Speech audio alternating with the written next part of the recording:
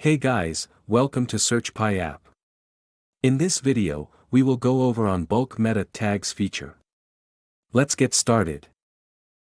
Bulk meta tags is a feature that helps customers generate meta tags faster based on a fixed template that will be applied to multiple pages at once. It should help merchants save the effort and time needed to go through each page, one by one. Let's go to SEO tags and content. Choose SEO tags, then you can see the bulk meta tags here. There are two options for you. You can choose our suggested template by clicking on the Use Default Template button, or you can choose to create your own template. Then click the Save button, and our app will update new meta tags for you.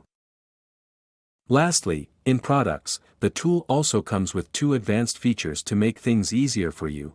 You can upload a CSV file of your meta tags from your device here. You can check the new meta tags on the preview on Google here, but please keep in mind that it takes time for Google to crawl and update new meta tags on Google search result. You can also check all the history below.